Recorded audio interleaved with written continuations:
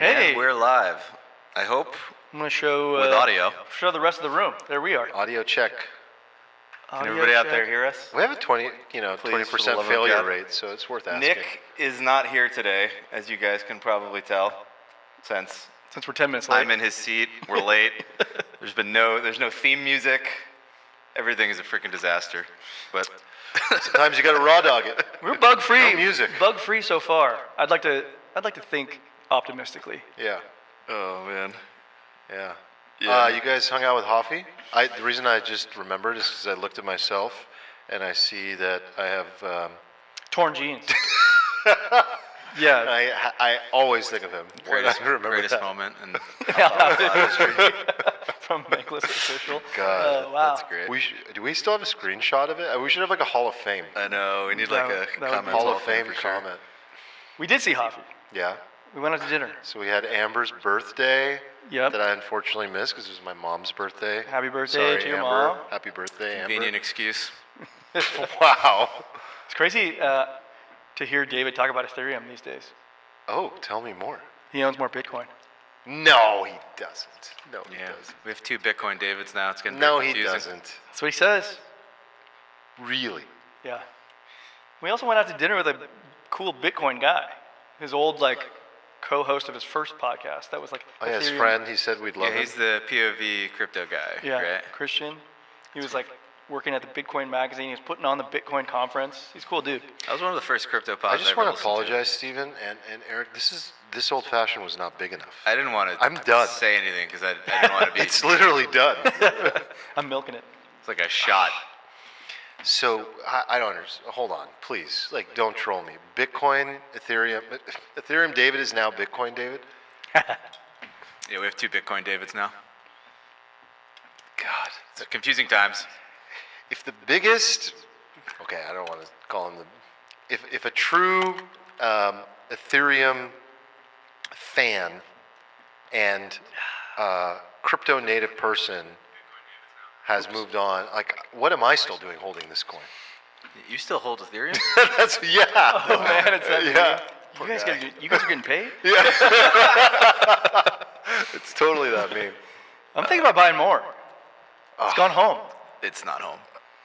Home on Irresponsibly Long, Steven sort of famously I don't called know for if I wanna know. Ethereum going down to $400.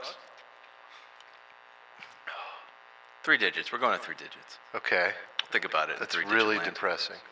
Yeah, it's like, in order for there to be rebirth, there must first be death or something like that. I don't know. Forest fires? Yeah, that would be close to death.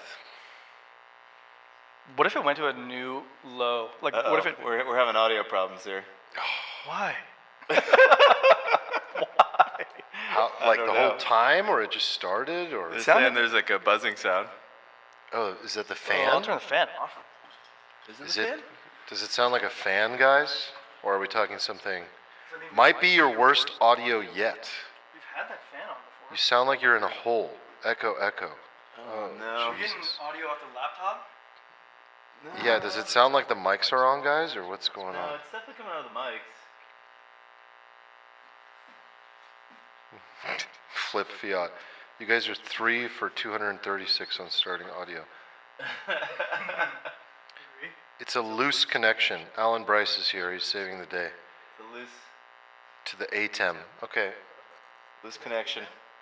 So it's like the mics are on. Wait, but then Joshua says this audio is coming We're getting mixed from the other feedback side. here. I think it is the laptop thing. It's not coming out of the laptop. I can hear you guys very clearly. Your phone sounds fine.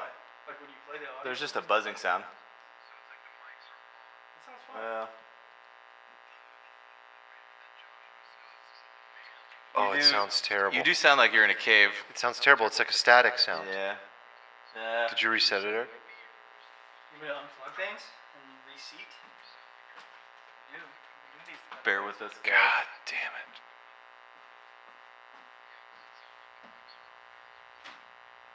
Okay, we'll get this. Hold on.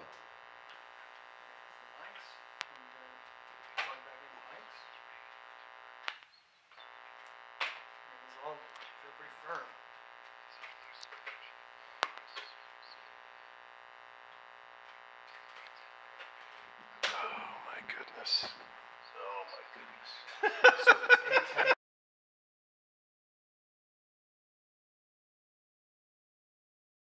Road. I'm just like receiving all these plugs.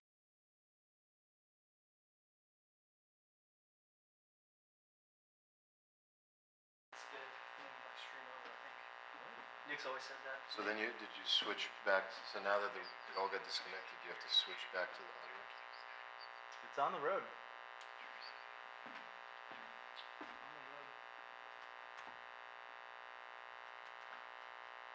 It's still happening. It's like zzz.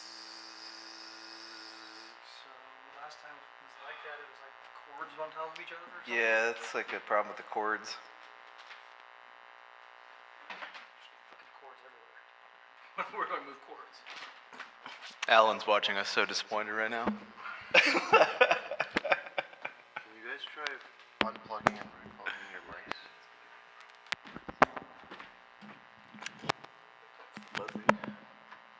It's the sound of like when wires are crossed. Yeah. Wires are touching each other?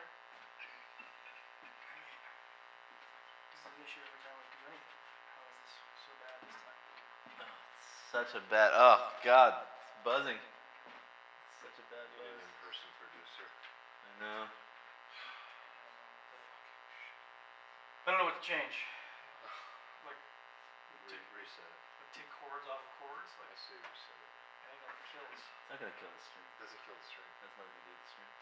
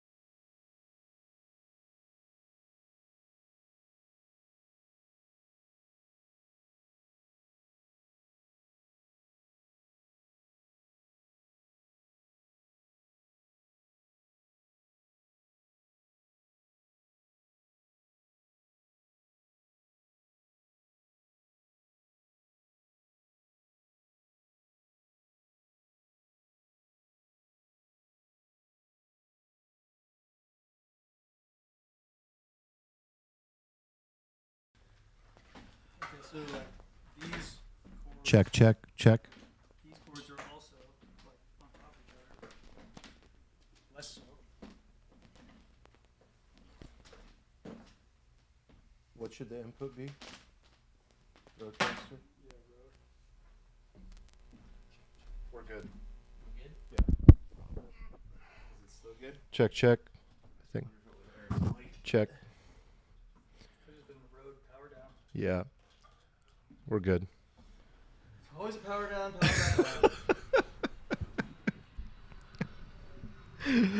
down. So we have a new nickname, the Techno Princes. Oh no, we got downgraded. What happened? What happened? I thought we were the best at malfunction, but This is how they do audio checks on all the podcasts, right? They put an iPhone up to their ear with like a stream on it. Yeah, and you do it 15 minutes into your live. I knew I didn't have enough my alcohol. God. God, Nick, don't ever leave us again. Miss you, Nick. Where is Nick? This is Nick's fault. Nick's in China. Nick chose China over us. An idiot. You could be here. He's in China, huh? Dude, that's disrespectful. Nick could be here solving audio Trying to problems. salvage his business. Yeah, bring back some Chinese microphones, God, will you, we Nick? went back. We went to like 200 some odd % tariffs, right? Did we? I think so. Tariffs solve this. Yeah. Tariffs are the new Bitcoin. Tariffs fix this. Oh boy. All right, deep breath. Settle in. I feel great about this because this just makes the pod like way more ridiculous. This I is think, going to be a very authentic pod. yeah, this is just gonna fly off the rails, which I love. We first of all tell the people we didn't meet yesterday. I was like, guys, I can't come to the content meeting, and apparently that just meant we didn't have a content meeting. So Well, Nick's in China, Armand's busy running a startup, so I'm just sitting in our We all got Zoom. problems. I was like watching the Padres in our Zoom, just being like, anybody? Oh God, it just splashed back all over my face there. This is going to be great. Nothing to talk about. So As long as I have a bottle of whiskey ready to go, this will be fine. you do. All right. So good. actually, I would like to pick up where we left off before we hit record. So the Padres are the best team in baseball. Oh, so glad you asked. Yeah, I don't know how we performed today. There was a game of one, but yeah, we were coming into today #1 team in baseball. The only sports franchise in San Diego is the best. Sorry, we we have a soccer team, sir. SDFC now. Oh, gross. No, on. what? Come on. Hold on, you guys are buying support. into this? Yeah, MLS they're soccer? good. Yeah, no, MLS soccer is the future. Baseball's a dying sport. I Okay. mean, yeah, if you're buying a stock, you're buying MLS, over MLS? MLB.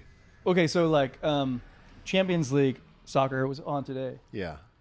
Real Madrid was knocked out of Champions League soccer, and I feel like that's a completely different universe from MLS, even though it's the same sport. No wrong words were spoken. Okay, but we still like MLS. I mean, I just want to be for the fact that San Diego has a team. I have never watched a single MLS game in my life, though. yeah. Like Like, I'd be down to I can't go- really bear the quality, but I'd be down to you know. go to a game just Yeah, for the sake of that's it, what I mean. getting the boys together. But like, I don't. I mean, I hear the ambiance is insane. The Steven's atmosphere been- is Yeah, insane. it's fun. It's good. It's Yeah? a good time. I hear it's getting better and better and better. It's very superior to baseball for sure. As But, a Yeah, lifelong baseball, you're lucky if there's baseball like fan. 3 moments of like people getting into These it. are like different things, though, too. Like baseball is not really meant to be what you guys want it to be. It's like a day What out is in the baseball sun, meant and to you be? like it's like a family friendly environment with hot dogs. This is It's like this is quite the pivot. it's like a barbecue. This is like when you're. It's never a good No, sign when I you're mean, like, oh, it's not the thing you justifying want it to that. be. It's Yeah, the thing it is. It's not a sport. It's an outing Yeah. at the. It's a take me to the Well, ball like- game. Have a Cracker Jack. Okay, so the Padres sell out every game. That stadium's 40-something thousand. Yeah. Like, I don't know what you're trying to argue. Like, people go because it's like a fun outing. It's not like because the Yeah. sport is so thrilling. 9 out of 10 people I talk to who go to Padres games go to hang out in the stadium. It has like nothing. The baseball game Yeah. that's going on is Yeah, like it's like- totally ancillary. I think Right. Petco Park is like San Diego's coolest bar. Yeah. Yeah, I mean, Petco's it is fun. one of the best It's stadiums fun in to hang baseball. out, but it's like if your sport is just a thing going on in the background while people are hanging out. How many years do you have left? I think that thing that is captured is pretty meaningful. It's like America's pastime. It's like hot dogs and like kids Well, around. okay, I completely understand what you're saying, and at the same time, I will say that the best thing that's ever happened to baseball was the rule changes. Like, dude, they have 15 seconds to throw the next pitch. It's thank crazy God. fast now. Yeah. And then they have like 2 minutes between innings. Oh, dude, people are Or- gonna hate this, but there's gonna go automated balls and strikes. That's also a good evolution. Oh my God! Did you see that call that umpire made a couple days ago? No, but there's like 500 of these every game. Dude, he called a ball like 2 feet outside I the know. plate, struck the guy out. Yeah, I mean, the same thing that happened to soccer with VAR will happen to, Well, like I would probably like make the analogy like goal line technology. yeah. I think people like goal line technology. Yeah. People don't like VAR because it's like all subjective. But like, did the ball go over the line? Damn, That's pretty cool. I'm realizing I'm in it right now with an expert. So, yeah, good analogy. That's true. VAR is hated. Goal line technology is beloved. Yeah, I think that it's like objective. It's cool. Yeah. We should just have AI just simulate the whole game, and we don't have to play it out. We just know what happens. Whole season, boom, done. Maybe it is. All Maybe. simulated. I mean, I was going to go there too. That was easy. Yeah, layup. Thanks. Are we using the torpedo bats? Is that why we're winning? No, we're like one of the few teams with no torpedoes. Why aren't we using the torpedo Hold on. bats? What's a torpedo? You haven't seen the torpedo bats? No. The Yankees started using these bats. It's kind of like They're brilliant gray hat actually. bats. The thick part of the bat is usually towards the end, and it kind of makes sense because that's kind of where the sweet spot is. Like you get the most leverage, towards the end of the bat, just because physics. But they did some study on some of these players, and they were contacting the ball like lower down on the bat. So they were like, well, the rules don't say that the fattest part of the bat has to be at the end. So what if we just move the fattest part of the bat down? And you have these weird looking bats that kind of are like bulging towards the middle. They're called like torpedo bats. And I think that, like, are the Yankees still killing it? Well, they set the record for most home runs. Like the first game they used in them, a they're just bombing balls. In like their So why history. is everyone not using them? Well, the torpedo bat is made by this company called Mizuno, I think, and they started with the Yankees, but now like other teams are ordering. So like other okay, teams but are getting them. it's not like a Yankees exclusive, is it? No, I think the Yankees did hire like some like MIT PhD person to do the analysis or something. Yeah, but like you can't. This is an F1 here, right? You No. can't like. Other teams have it Okay. now. Okay. God, sports would be so weird if they were all like F1. Right. No. Like I mean, one that's team- my least favorite One team part just has like about better F1. tech. Yeah. You're playing hockey and they just have like faster skates for some I reason. kind of like that. Because then you're basically saying like which team has the best proprietary technology and engineers, which is cool on the one hand. It would be cool in some sports, but in some sports. sports it wouldn't be cool at Yeah, all. it would just make the game too unlevel. Yeah. You know, you got to use the same equipment in these types of games. But I'll go back to the MLS. I refuse to become a fan of the MLS. I will because you're speaking as a football purist, which I really appreciate. Not really. I mean, just there like- are 7 leagues that are better than the MLS. Yeah. I mean, I would put. Yeah, I mean, for now. yeah, exactly. But like, I mean, I would put the Dutch league above the MLS. Yeah. Easy. And nobody watches the Dutch league, so you know. Yeah. I just don't You think. don't know what I do. Yeah, no, I agree. If you're betting on the future, what gives me a lot of hope for the MLS is Americans clearly want to develop passion for a sport, and they want to rival Europe in its. In Europe, I think everybody knows this, but it's worth repeating. Like your local club is your religion, essentially. And there's so many divisions of soccer in every country that every town has its own team. And so no one is left behind. You could be living in a town of like 10,000 people and have a club in the 7th division in the countryside of England, and it is like fucking life. Like Yeah. you got are dying songs for and that shit. team. Yeah. And so we don't have that in America, but America is starting to exude that same level of passion for their MLS teams. Like Seattle is famous for this. Portland is famous for this. They go on these huge marches around the town. I mean, people are becoming diehard more than football, more than American football. Well, Seattle had epic fandom for the Seahawks too. Like they're called like the 12th man or something. Yeah. I think Instead of- That's promising. football is like the worst sport. It's my controversial American opinion. football? It's like so bad. I would never let my son play football. I don't have a son, Right. but It's just like it's like a sport where people are killing each other, so we just have to like keep making these like more and more arbitrary rules, and like to not do the thing that the whole thing is based thing on. is based on Right. doing. Yeah, because it's like intentioned to be like gladiator Rome. Well, if you feel adjacent. that way about football, I mean, how do you feel about the UFC and boxing? You know? Yeah, that's pretty cool. No. UFC is totally fine. What? Yeah, that's so different than football. So different than football. Okay, so they're both sports, so please elaborate. They're both. One is way more brutal. Right, but like the whole point of football is like you trying to like beat up and submit another guy. The whole point of the UFC is to murder someone. Sorry, UFC. That's what Yeah, I, yeah. Okay. That's what I was wondering where you're going with that. Sorry, I got my words no good in my head.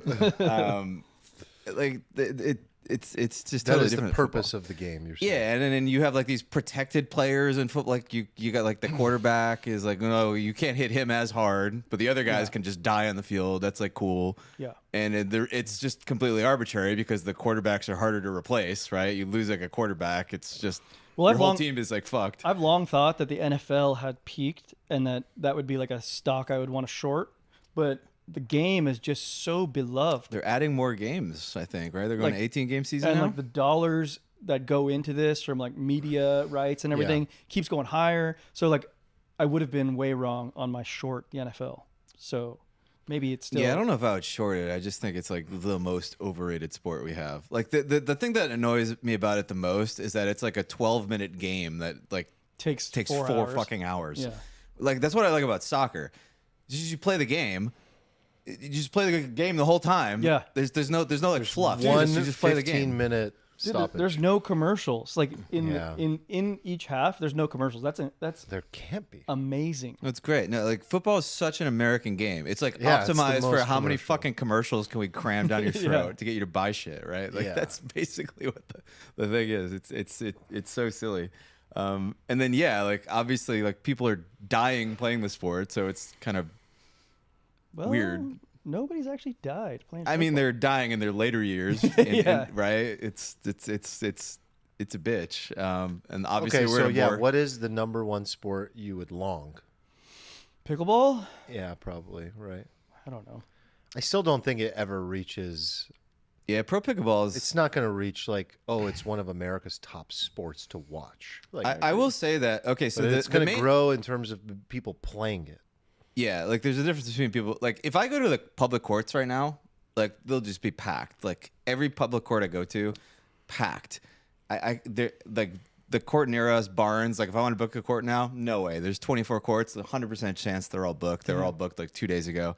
Everybody's playing this game. But if I roll up to a pickleball court and I ask like 50 people there, like who the best player in the world is, I bet you 4 of them would be able to tell me, That's crazy. which doesn't exist in any other Okay, sport. yeah, because Right. there's never been a sport that has like such high participation, but like no spectator value. Yeah, it's an actual participation sport for amateurs. It's not like fandom sport. Yeah, and like most people these days, I don't think play American football, but they'll like watch the shit out of it. Nobody plays football. Yes, football is total opposite. Right? But yeah, complete. And then opposite. basketball is right there in the middle. But like you would never like if you went to like a pickup game, right? You just go to roll some random pickup game and you're like, do you know who LeBron James is? Like everybody would look at you like, Yeah, are you What do you are think is special? the easiest sport to go pro in? I think I have my answer. Right now the easiest sport to go pro in is pickleball. Oh, well, no, a big one. I think soccer. No. No way. No. Yeah, because there's 700 The divisions easiest sport in to England. no, Oh, well, no, I guess, yeah, if you include all that. no, the but easiest sport to go pro in is probably football. Like, I would if say you're like football. a kicker. I would say football. Yeah. Like being like a kicker or a punter or something. It's like the ultimate You're talking like about going backdoor. to the top. So they elite go to the level. top in America. Okay. Yeah. I mean, yeah, probably the MLS, but yeah, look, the MLS is thriving and continues to. So I wouldn't short it, that's for sure. You know what the main WNBA. problems with baseball is the highlights are terrible. Like every baseball highlight just looks like the same thing. It's just like a guy throws ball, guy hits ball, Hard catch, great guy watches hit. ball, people catch ball, and it's like Okay, yeah. pro But that's pickleball why highlights are better than that's why baseball I'm so highlights. excited about the bases are bigger, the pitch count is short. There's an actual pitch count. The game is definitely more we need exciting. mandatory torpedo bats. They're gonna yeah, they're gonna like continue down this line of like making the game more exciting and fast, and that's good. That's I think good. I don't think they should lean into it. I think they should just continue with this like cultural phenomenon that it's like a place to be. So you say go short, go make the game slower, No, like give us more time in the park. No, I will say the game flew by. Well, I think like this. I sat in my chair we were only there for like 2.5 hours. I and think it when was you over. when you Americanize a sport, and by that I mean you optimize it to score more points. That's what like commissioners have tried to do with like many games. NBA is a good example of this. Like you remove the ability to play defense. Right. NFL has done this. You remove the ability to play defense, and the game gets worse. Yes. Because people are like, oh, it's so easy. Like, you know, like shitty quarterbacks are setting records for all-time passing yards over like the Yeah. Steve Young, Dan Marino types because it's just like so easy to throw the ball now. You can't defend.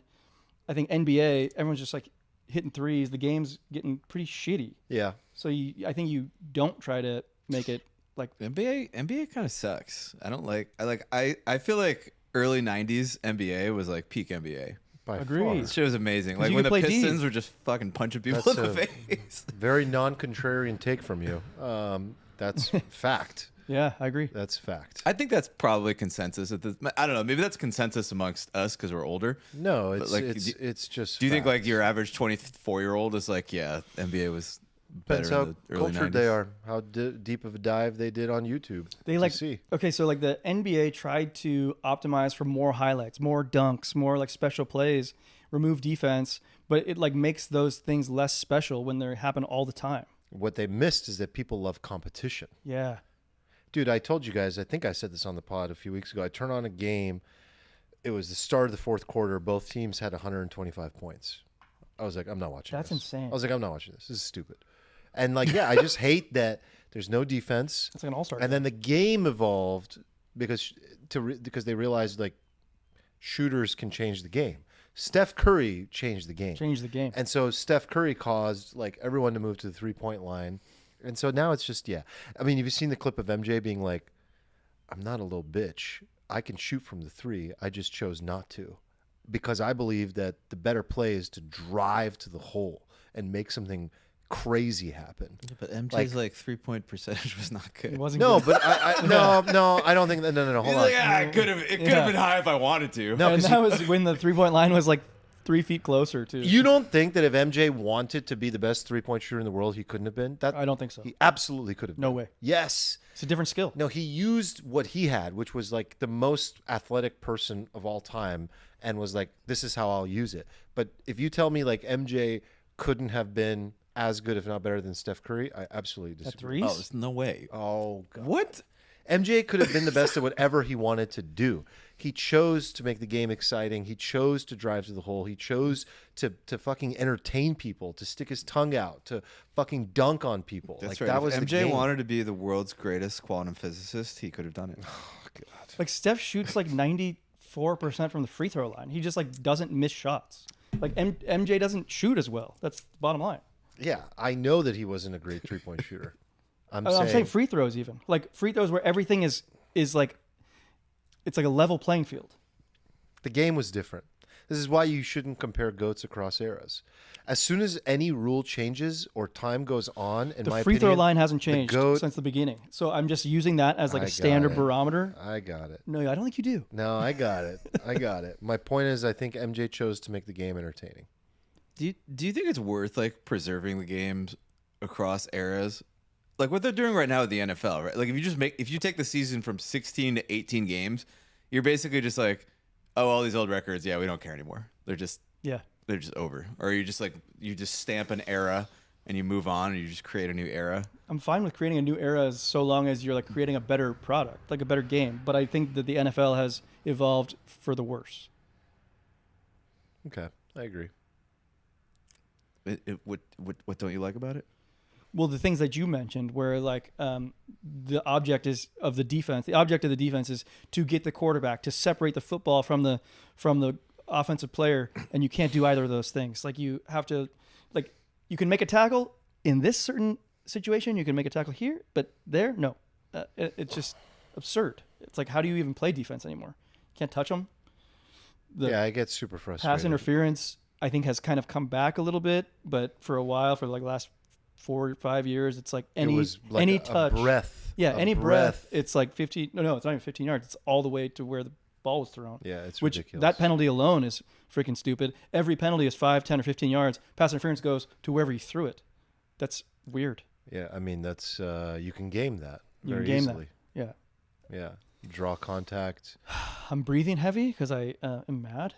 Yeah, I You should be thrilled right now. We just talked about sports on Alfalfa for like 20 minutes. I'm But this thrilled. is how he likes it. I'm thrilled. This is like peak for you, huh? Yeah. Yeah. So how's Dad doing? Dad check in. Okay, so on the last pod, I was talking about how nervous I was about my own personal evolution. Yeah. You know, and how like I'm still fighting that a little bit, right? Because I don't know how it's going to turn out. And I will say this, I still don't know how it's going to turn out, and I am still kind of fighting a little bit. But one thing I noticed is that by like playing tennis, going back to the gym, getting back into my old sort of routines, I have sort of normalized a little bit. And I think part of what I was going through is maybe like some weird, like empathetic postpartum thing where it was just like so much tumult that I'm like just jostled out of everything that I know. And I think maybe it just took getting back to routine a little bit. I still have some trepidation around how I'm changing. Yeah, you were probably just in it, man. Like being at home, going through the pregnancy, going through the birth, change in life, and like who's the old guy? Is he coming back? And that was an interesting discussion. Yeah, I mean, so you're what, 2 weeks in? Today is 2 weeks exactly. Yeah. Oh, happy 2 weeks, Joe. Thanks. What sports are you going to nudge JoJo to play? So I'm gonna introduce her to sort of everything. This is my strategy: is like expose to everything. I think I'm going to nudge in the direction that sort of benefits me personally, which is tennis. I ultimately just want to have somebody to play against. For sure. I'm doing the same thing. Soccer? No. So, I mean, yes, I would love for Rumi and Roya, one of them, to play soccer. I think that'd be awesome. But the thing that I want to get into is jiu-jitsu. And so I've been telling people that I'm going to put my girls, at least one of them, in jiu-jitsu. And they think I'm joking. And I'm like, no, I'm not joking. Like, and the one that I can already tell would be fucking badass at jiu-jitsu is Rumi. Like, Rumi came out of the womb, like, strong. And I think she'd be sick at it. So, we'll see. But, like, I think it'd be awesome. I didn't know you had this, jiu-jitsu. like, desire to go roll around. Oh, definitely. Yeah, I want to roll, baby. Because I want to pick up a sport that you can play into, an older age. And if you really consider all the factors, it's mobility, it's balance, it's art, it's chess. I'm extremely interested in jiu-jitsu, and I think I would be very good at it. I mean, you and I have tumbled a couple times. And I think I can roll, and I think you're natural. I think the strategy, the respect of the sport for your opponent. I'm getting a lot of looks from Steven right now, and I think it would be sick, especially for a girl. You were doing a lot of things. I was actually expecting more out of Steven. I was trying to encourage more faces. Yeah. I feel like I wasn't making faces. I'm getting some faces. He is going poker. I feel like I could never be an actor because I don't have any face control. I'm never aware of like what my face is doing. I feel like they'd be like action, and then the director would be like, cut. What the fuck are you doing? I said sad, Steven. He's like, why are you drooling? I'm like, oh. Yeah. So no, I mean, this is a bit of a trend. I mean, you've seen a lot of like girls. older gentlemen doing jiu-jitsu because you said you wanted something that you can do. That's the best. That's what everybody talks about. Like, I want a sport I can play into my the best twilight years, like jiu-jitsu. Yeah, there was this. Yeah, UFC. There was this. It's like we had a nursing home with his cane, like. Who was it? I remember his name. He was on Joe Rogan, and he literally went on a whole rant about this. And he was like, I started doing jiu-jitsu at like 35, 40. He's like, best decision I ever made. He was probably like 55, 60 Wait, who at said the this? time of the video. Like this great jiu-jitsu guy, Yeah. On Joe Rogan. He was talking about the importance of getting your kids to do it and all this stuff. I'm going to shout out BW because I feel like in the community, he's one of the people that really understands this, and he actually has the same plan. He's a roller. No, he wants to get his daughter or daughters to also do this. So, Sick. You guys aren't invited. Him and I will do it. We'll let you know how it goes. And Josephine is going to be a little. You guys are out. Josephine's going to be a little tennis player. I want to do those. So I want to do. I'm like, what do I want to do? I want my kids to do jiu-jitsu, soccer, tennis, and then anything else they do, no worries. But like, those are the things I want them to at least try. Is there anything that you would try to like steer them clear of? Ooh. I mean, like in the sporting landscape, of course, like drugs and stuff. Sporting landscape. No, I think sports are highly beneficial. I think that the most important thing I want to try to influence is like the reason that I am still in good shape, decent shape, is because I had a very strong baseline of athleticism at a young age. Like, so from the age of 5 to 35, I worked out and played a sport 5 days a week. Dude, like, until without miss until a few years until ago. college, my entire life was practice. Yeah. It was like sports practice. Yeah. And then like Erica always says, she's like, the moment you go to the gym, your entire body changes. Why? And I'm like, well, listen, babe, like when you develop like muscle memory and you work your ass off at a young age, it's very easy for a man in particular to show results very quickly. Testosterone, muscle memory, it happens quickly. So without that foundation, that doesn't happen. It also teaches you how to compete, and it gives you agency. And it also gives you the ability to understand that the practice is the most important part, not the game. Like if you can fall in love with the practice, you can become a great business person. You can become great at your job. You can become a great artist. I think that the skill translates to a lot of things. So I've also found this. I hadn't even considered that, but I love it. One thing that I mentioned to my wife is like how when you grow up playing sports, you play like a different role on every team. On one team, you're the star player. On another team, you're like a supporting player, and you like learn how to be sort of maneuverable, especially in team sports. Yeah. Yeah.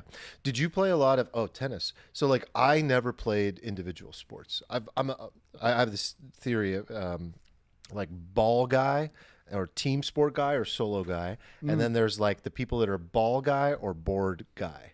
So like there's you'll Right. think Like about it. Skateboard, Yes, snowboard, surf, Oh. like all these things. Ball guy, board guy, Totally. or team guy, solo guy. Yeah. And I am very much ball guy, team guy. Yeah. Well, same. I didn't start playing tennis till COVID. So like I was always ball guy, Basketball. team guy. Yeah, yeah. Which is super fun. And, you know, you have the camaraderie, you have your team, you have all this, like, it's sick. You have the head-to-head competition. You're not responsible for everything, but you are responsible for everything. It's weird. It's also weird how you've like bifurcated that because I don't know.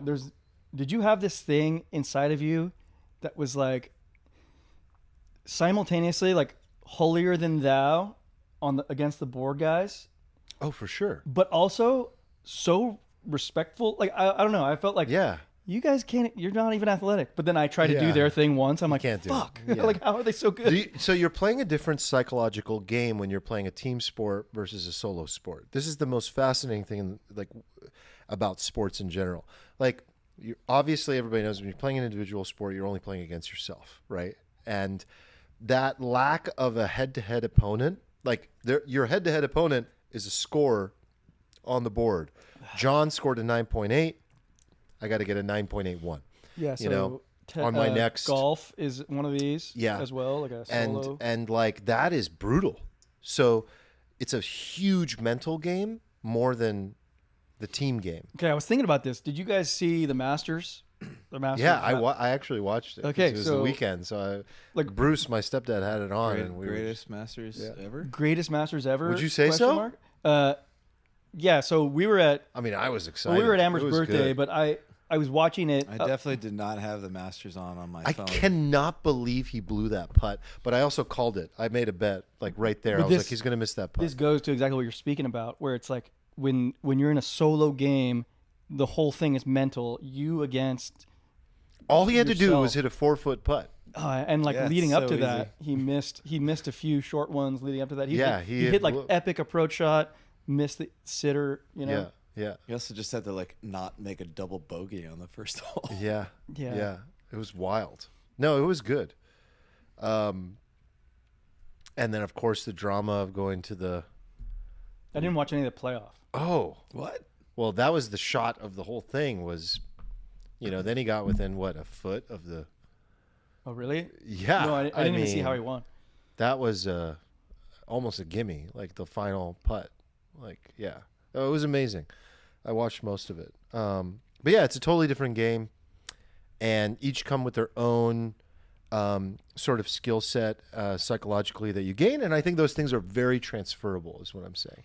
Very transferable to So a lot even- of things in life. So how do you transfer the solo sports to sort of life? Because I'm very attuned to how the team sports transfer. Well, the team sport has the same thing because at the end of the day, you are training solo, you are practicing solo. You know, this is the Kobe mentality. It's like, yeah. just today watched this amazing video of Kobe talking about like that moment when you've committed to the plan and then you're committing to 2 hours of practice and you're like, I could cut out 2 minutes early. I'm tired. And he's like, in that moment, you have to catch yourself.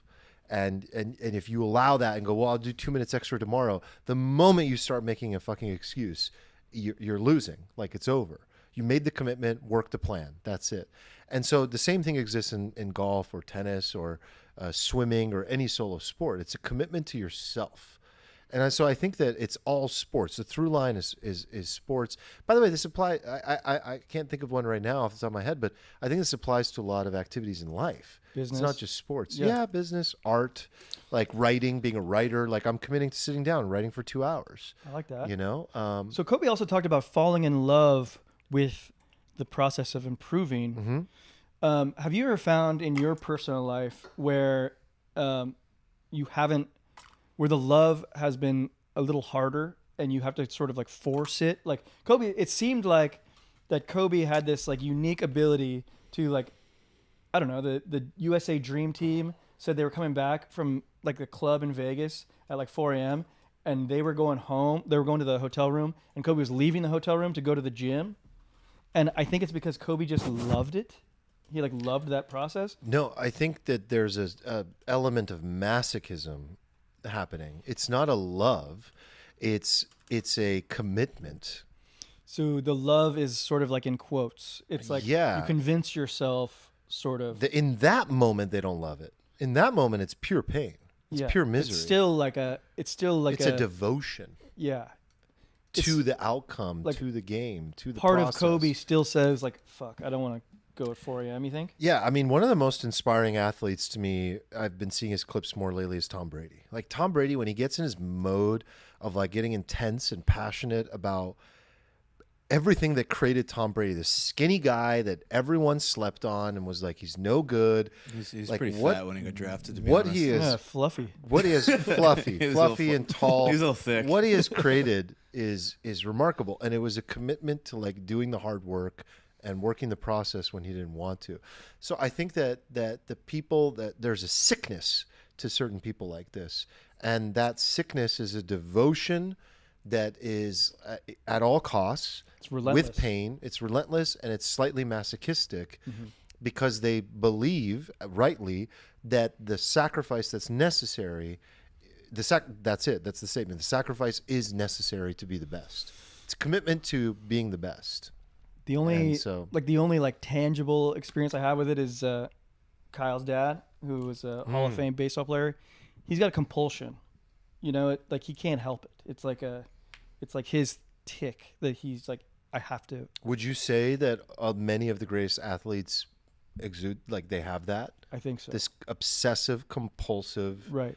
behavior. It's like if you were to deny him the ability to go like work on it, Yeah. he would just go crazy. Yeah, and they're a little weird, right? They're a Yeah, little like he's abnormal. a little weird too. Yeah, Yeah. but like still like cool, but just like Right. I mean, weird about their behavior. Yeah. You know, obsession with what they do. And I think that applies to painting, sculpting, anything that is about the pursuit of greatness. Like, think about what greatness really means. Greatness is like you have to be 0.5% better. That's it. right. Than everybody else. But that 0.5% is the hardest part Yeah. of the entire journey. And so what does it take? It takes immense self-sacrifice and obsession to the point that most people are not willing to pay the price of. Price of relationships, price of health, price of mental stability at times. You know, it can bring out the shadow.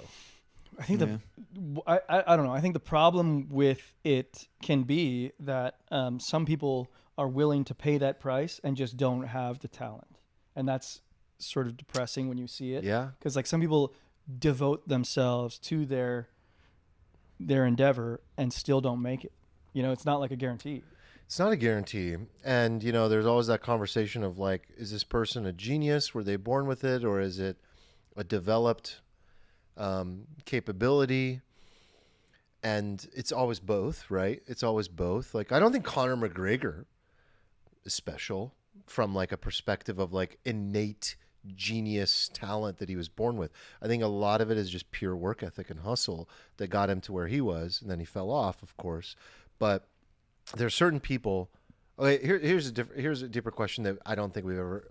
I can't recall if we've ever discussed. What do you think is more impressive, the athlete or the person in their craft, more general, the person in their craft who achieved greatness through work ethic or the one that was born with genius. So like Mozart, Messi, I would put those guys in the category of like the genius. Like, don't get me wrong, they worked their asses off. Yeah. Still Everybody maximize, still works. maximize their talents. Yes. But their talents were immense. But they had something. I don't think Mozart maximized that much. Yeah, I mean, So his talent he stayed out he late. drank, He stayed out he late had drinking all whores, night. you know, It was like, yeah. oh shit, I have to write an entire opera. Fuck, and then just like wrote so his Don Giovanni or some talent, shit. his talent was so immense that he became Mozart and even he was underperformed. 8 years old writing symphonies. Underperformed his potential. Perhaps. I mean, who knows what his actual potential? I mean, who knows? Maybe he didn't. I don't know. Yeah. Right. Well, I guess that's Armand's point. Is like what's more impressive, having that immense talent? Is that more impressive? No, or? what's impressive is what you output. I don't care about like how you got there. It's just what you output. Like what you are impressed by as the perceiver. I am impressed by your body of work, right? Like I'll give you like kudos points on the side, like if you were just not at all gifted and just grinded your way there, but like at the end, like I just care about greatness. Oh well, I love this discussion. I love it too, and I have a wrench to throw in here. Like, I think when you're talking about greatness, I agree with you. Like when we're comparing greats to greats, it's about output. But when we're talking about just like anybody, we don't care so much about the output. Like, Coach John Wooden, he's like the most successful college basketball coach of all time, 11 championships at UCLA. He said in a TED Talk, he said, what is success? Success to me is what effort you put out to achieve your potential. He's like, I was a school teacher before I was a basketball coach. When I was a school teacher, I realized that there were kids who were C students who could only be C students. And when they got the C, I was so proud of them. And I knew there were kids that were potential A students who got a B, and that's a shame. And it's not better to get a B. I wish I could visualize this. Exactly what you just described. There's a baseline of human potential and there's a baseline of genius and talent that's innate in certain people, and everyone's different, and you can't, like, it's completely different. And then there's the output of their potential window, and then there's the window of their potential, and then there's the action they take, which is the output of what they can achieve. And all of those things, and probably even another factors that I'm thinking of, create the level of how you perceive the individual. You know, the John Wooden example is irrelevant to this discussion, because when you're talking about greatness, you are on the fat tail of the bell curve. Like if you get a C, but like you should have gotten a D, like that's great. I'm happy for you. But like I'm not evaluating you. And we're looking at the greatest of all time. You're taking. I didn't even mean to talk about greatness necessarily. Yeah. I was just talking about like. Yeah, it's just an anecdote. Yeah. So on this discussion of I didn't mean greatness. I mean like in evaluating. If you're evaluating like the output versus the potential, right? And I think that if you're talking about people who are like normal people, like in the middle of the bell curve, just like realizing their own potential, sure, there's like a nobility to that. But that's different than like evaluating MJ versus the top of the craft. Agreed. Right? That's a different metric. So I have this thesis on this because this is something I've thought about a lot, and we're talking about a couple different things. So I want to go back to this one thing. Yeah. When you look at the greatest of their field of all time, you tend to have some people that lean more toward innate genius. That's what they had more of. And you have some people that lean more toward like, this person killed themselves to become the greatest, okay? And here's how I think humanity evaluates it. Humanity greatly appreciates people of high work ethic that earned it, okay? So, I mean, there's so many examples we could pull out, right?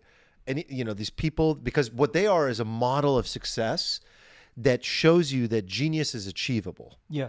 And the book Mastery by Robert Greene is literally a masterpiece about that. Showing you what genius looks like. Yes.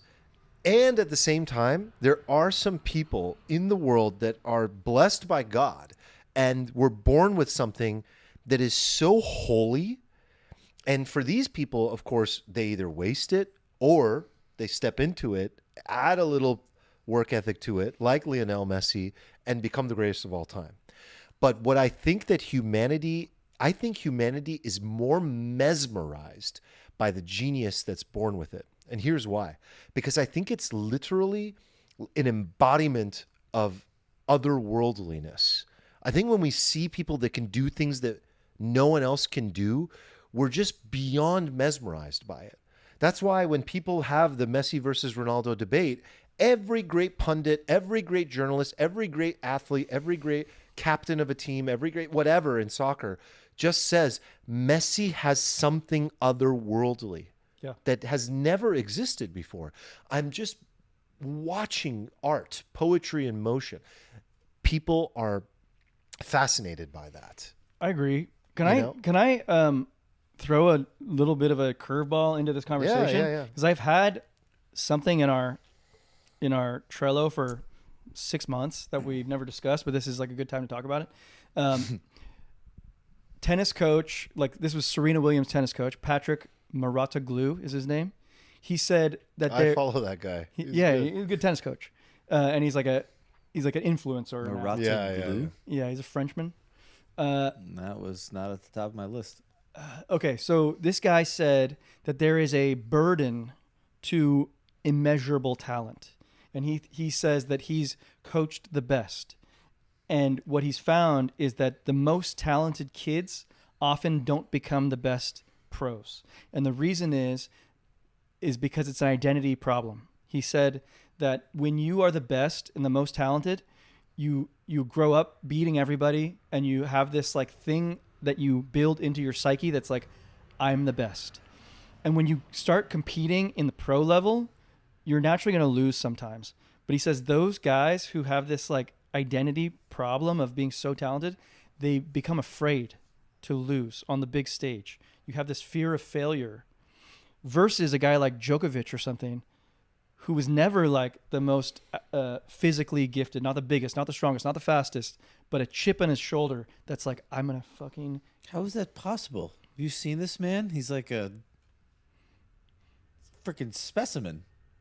Well, he's a stick figure. He's bendy. Hard for me to imagine this guy like just playing tennis against some random and being like, oh. Well, I mean, we can look up like young photos of Djokovic. Nadal is like this athletic guy. You're saying, Yeah. So like a specimen would be like LeBron James. Yeah. And in tennis world, like MJ. Yeah, like those guys, like the Djokovic, best. like he's like 6'4", right? No, he's like 6'2". I mean, which is taller than me, but that's not like an athletic specimen. He's not like jacked. He's not the fastest guy in the world. Right. He just is the most competitive. Relentless. He's the most competitive.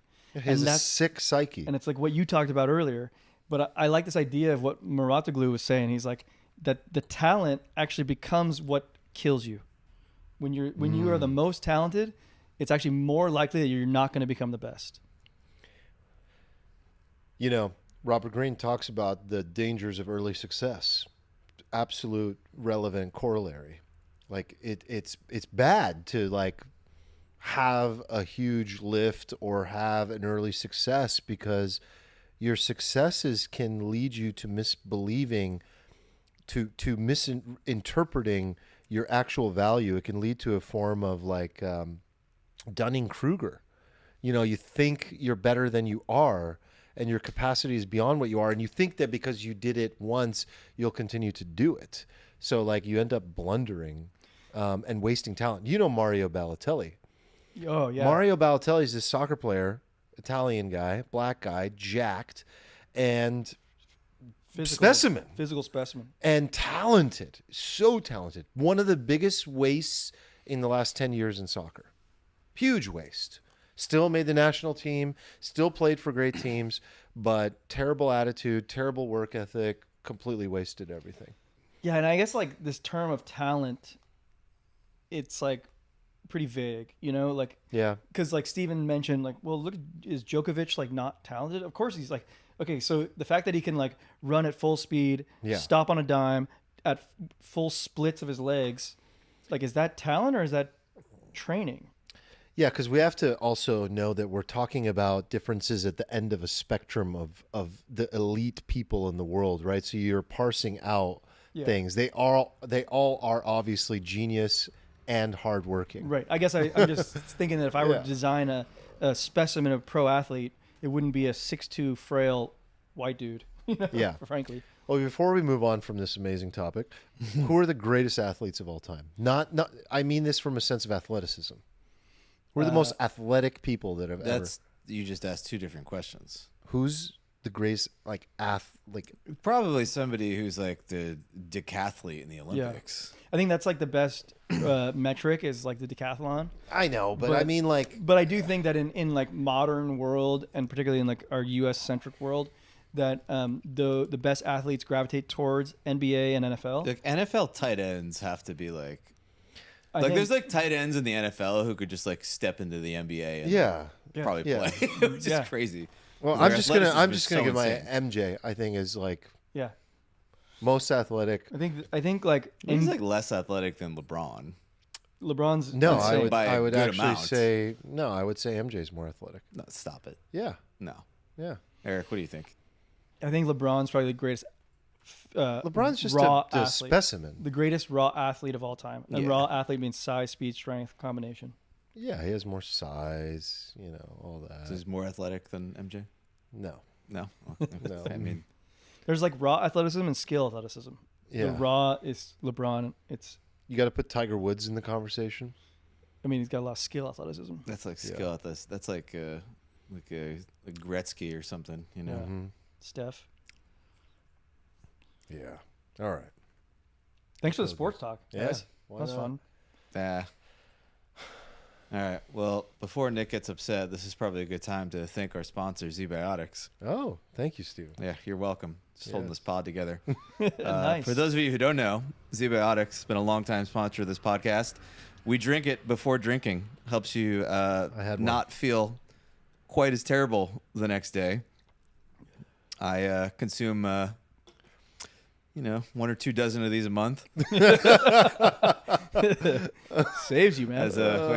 I'm 40. Things are they're not holding up so good anymore.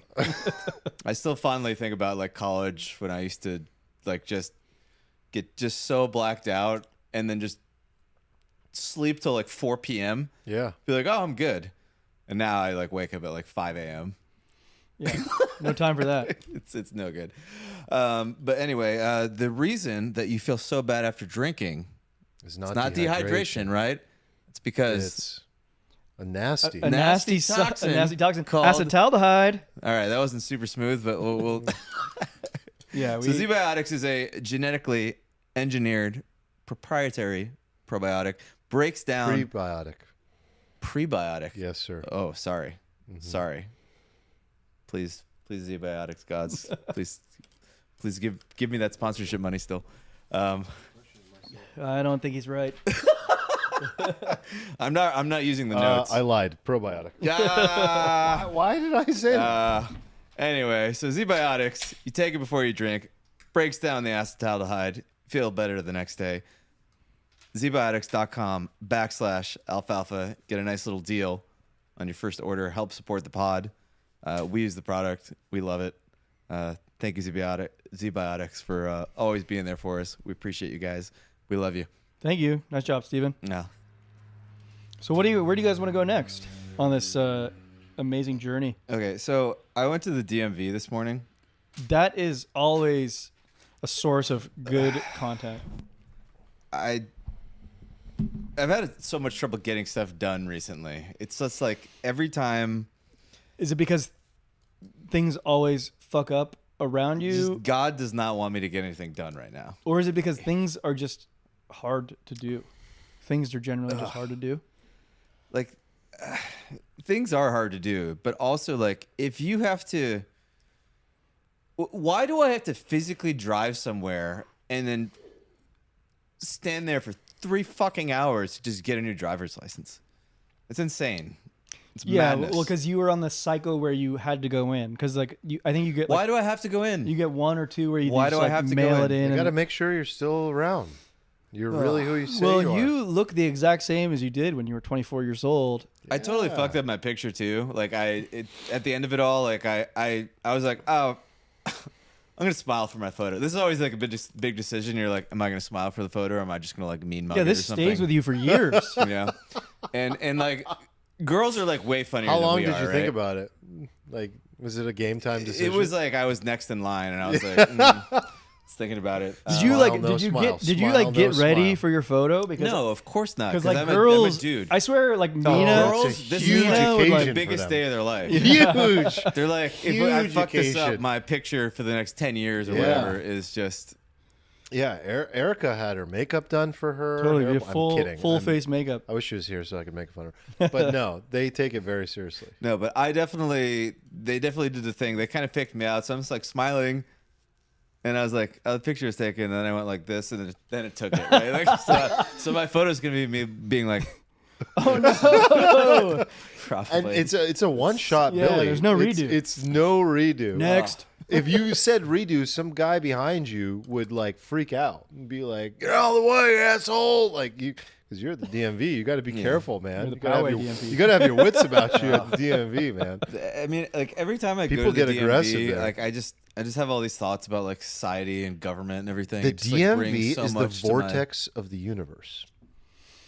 What? Yeah, What does yeah. that mean? Thank you. That's my It's- exact follow-up question. It's intense. Vortex. It's like the place where every class and every type of person. Okay, so this is where I wanted just to. This is where I wanted to boom, go with it. collides in one tiny little Yeah. 2,000 square foot building Waiting run by the most inept people. Sorry if you work for the DMV, but you should probably get a better job if you think that's insulting, because that means you're not inept. Because otherwise, it is a broken system of nice people who don't want to be there, and I'm talking about the people working there, and then everyone else who's arriving is frustrated and angry because it sucks and it doesn't work, and then you have this clash of like, you got the guy who rolled up in his Rolls Royce, and you've got the woman. I've like never of seen that mom guy of in the DMV. 7. Oh yeah, I've seen it. And you've got the mom of like 7, and or she's just pulling her kids, Chaos, and yeah. it's just crazy, and she's single and she can't do, and it's just chaos, and boom, all in one place at the same time. It's wild. It's such a wild place. I know. You have like all the archetypes of the employees. Like I got like all of the archetypes, like because I had to interact with like 4 different people. You know, you go there. Okay, what are one the person what are the puts- archetypes? So there's like the new person who's like kind of chipper. They clearly just started working there. They're not Right. broken yet. They Like, had Yeah, they're not coffee this broken. morning. Yeah. that person like gave me like my ticket to wait in line. So I waited in line to get the wait in line thing. So I waited in line for an hour, and then I got my digital wait in line thing, which was like another 1.5 hours. So like I got her thing. I go back, and then like when I came back in, the guy who was like talking to me, I'm like, oh, this guy's been here for like 30 years. He's given up on life. Yeah, this you is know? gonna suck. He had like a couple like earrings. It looked like he got wild back in the They're day, but then like so his life rude. just kind of. I've rarely met someone who just wasn't actually rude. Yeah, he to threw me. a couple barbs at me. Yeah. He's like, oh, it's pretty quick renewal because my license has been expired for like 4 months. Or 5 months now, I guess. Yeah, But that's really grinds his gears. threw some barbs in there. So that guy, and then I had like the lady who took my picture was like person who just is just clicking buttons, right? Yeah. Not Just even looking at you if you're looking. smile, whatever, fake me Next. out, put him next, just move me along. And the last lady I interacted with was like very pleasant. She like asked me like how my day was, and she seemed nice. And then Yeah. you know, This is You do get that. identical to my experience. Okay, how about I was this? there recently, and I literally had almost exactly the same experience I had. Like one person that didn't want to kill himself, 3 people that did, and then one person who was just like way too happy to be there. Were you you know? also in there for like an hour and a half? Oh yeah. And then I was like registering a car, and the lady got so mad at me because I didn't have the right forms. And I was like, I don't know what to do. Like, I mean, I read your documents online. I'm not a stupid person. None of it makes sense. I'm here with this. And she's like, you don't have Form I-97? And I was like, no. She's like, here you go. You need to go back. Come again another day. I mean, See it you in was a 3 whole- hours. It was a whole thing. I had to go to the DMV like 3 times. Like, anyway. Did you get the waiting in line it's like A900 or it's like G900, and you're like, what does this mean? Like, what is G? Like, they're on A. Yeah, they have like different jumps. segments. Yeah, Dude, that part is confusing. Like, just tell me how long it's gonna be, and I'll gladly do it. But the fact that you like jump all over the place, you make me wait in here. Like, I could easily go get some food. I can't believe.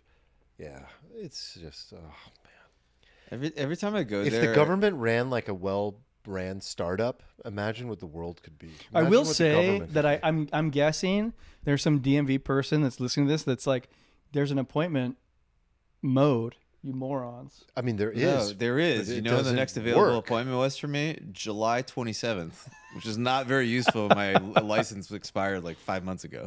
Just keep it rolling, baby. You guys ever dealt with global entry? You tried to get an appointment to global entry. yeah. 2 years, It took me a year and a half. two and a half. Took me a year and a half to get the Century? interview. Yeah. Year and a half. I mean, what the fuck are they doing? People told me, they're like, oh, well, you can just fly internationally. And when you come home, they'll just take you aside and do it. I'm like, why don't they just tell me that I can just come in there? Everything is broken. Everything Yeah. in that field. I mean, are we doing a Grinds My Gears segment? Should we talk Yeah. about health insurance? Like, dude, health insurance. What a scam. Oh, here he goes. What a scam, dude. Like, these systems are broken. Bureaucratic systems, either government systems or systems that have high regulatory capture, are the most painful things that people have to deal with.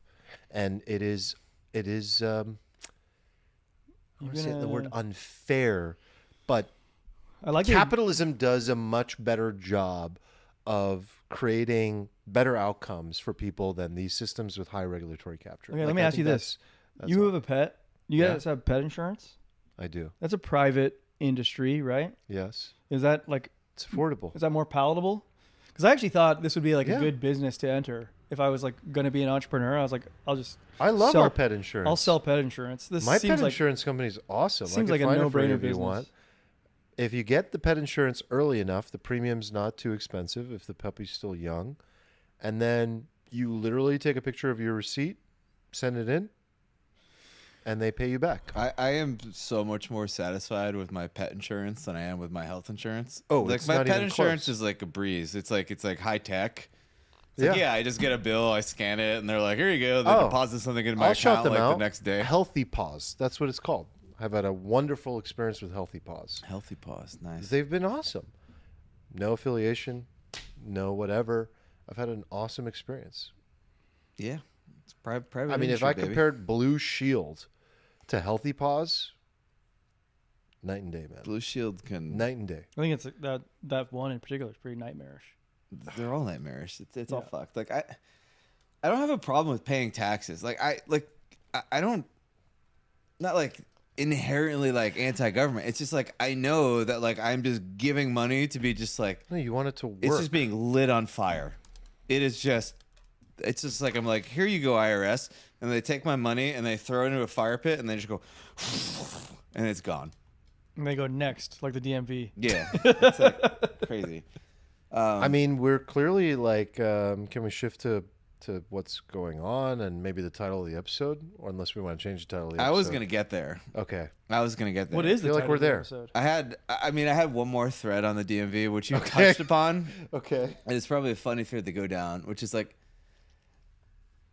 you go through life and like I grew up like kind of poor, and I grew up in a very normie area, right? Like very normie woodsy area. And then like my life took this trajectory. I ended up going to like an Ivy League school, and I ended up in California. I just thought to myself, the Swamp King. Yeah. Yeah. Is that good? He's a Swamp King. And I Is would that come good? back home, and my family would be like, "Ooh, here's the California elitist and shit." And I like didn't know it. I was like, I don't understand what they're talking about. But then like, yeah, I'm like, I was at the DMV today, and I'm just like looking around at everybody. I'm like, I would never interact with any of you like anywhere in my entire life. And I it's just, appreciate like, your this, honesty. Like, I appreciate your how honesty. did I get? I've become what like very That's what I'm trying to say. like there's this massive majority of like the country that I like just don't interact with anymore. And, get, have like nothing in and common with. not only do I appreciate your honesty, but I also think the more important thing that I didn't say that I wanted to say is how good it is to be exposed. Like I agree that it's good. Like I think it's a wonderful thing that you get these opportunities in life to awaken again. I talk about travel, the importance of travel, but like we forget sometimes you don't have to go very far. You could just go to the DMV. Are there and like anything be else? exposed to a It's gonna be different turned into a reality. parody sketch. So Is there easily. anything You could else be exposed in to a our completely lives? different reality. Is there anything else in life that like gives you that window into sort of like the world that like is sort of slept on? You mean duty? things? I think of it Jury as like, duty. yes, great example. Jury duty. It's things that break the bubble Mm-hmm. because we're living in a bubble. We have to acknowledge that we all are. Everybody is, regardless of their bubble. And so things that break the bubble are they're powerful. They're very powerful. Jury duty, I feel like you get actually, you get people on their best behaviors or something. You get like they're wearing like a button-down shirt and stuff. Every Yeah. time I've been on jury duty, I've like made friends. Yeah, see, my thing, I'm just speaking, personally here, is like if I go to a place like the DMV or a shitty bar and I'm with people that I don't normally associate with, I actually have a great time. When I don't have a good time, like I have a great time because like I can kind of talk to anybody and feel curious enough to like learn something from them. And I just like, I tend to chameleon myself. Like I just do like, I'm not going to talk about running an AI startup with somebody who's barely getting by. Like, it's just not a conversation we're going to have. I'm going to go back to my days of like, my humble days, and I'm going to meet them where they are, and we're going to have a great conversation. And sometimes people will say like, you seem like you're doing cool stuff. And I'm like, nah, man, I'm just, we're just hanging out. We're just having a chat. We're just having a beer. So I like that. I love that. I meet people where they are. What I don't like though is when people are rude or obnoxious. Like I think a lot of the times at a place like the DMV, there's just some people that lack social etiquette. There are plenty of people that don't have many means, but they're wonderful people. They're amazing people who I want to learn from.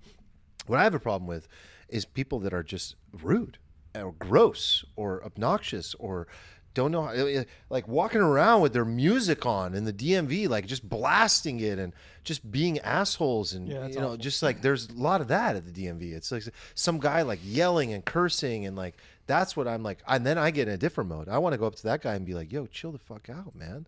Like have some decency. So I fly to a lot of like weird airports because like I go to weird place, like not like cool weird places, just like middle of the country weird. And I feel like on like a Frontier flight, you get a little bit of that sort of like everyman feel. Frontier is different, built different. I mean, when I grew up, like my mom would always kind of like disparage rich people. Yeah, this goes both And ways. like I got this like impression that like all the rich people on Earth, they're just these like greedy, insufferable people, and there's all like the noble, hardworking, poor people and everything.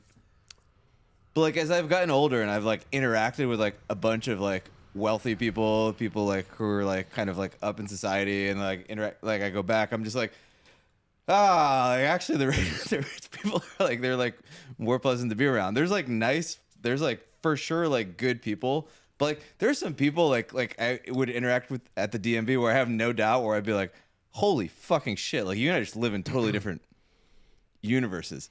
It's like some version of like the noble savage myth, right? Like that. It's like a version. Wait, what of is that? Oh yeah, this is like what people talk about with like Native Americans and stuff. Like there's like they're like these like just noble like people like just like cultivating the earth, and then like the mean Europeans came over and like killed them all or something. When in reality, like they were like all just like killing each other. There's just crazy shit going on. It was like a kind of like. It was kind of racist in a way because you're like reinterpreting them in a way that was like not accurate, putting some thing from your world on them or whatnot. But like, yeah, I don't know where I was going with all this, but it was more of like a wake up call for myself. I'm like, holy shit, like I'm in a bubble. I'm like a huge bubble. I think there's going to be a point where like there's a way to not go and people will like not go, and I won't. I'll go because even though I hate going to the DMV, the exposure is good. What about Frontier It Airlines? is good, yeah.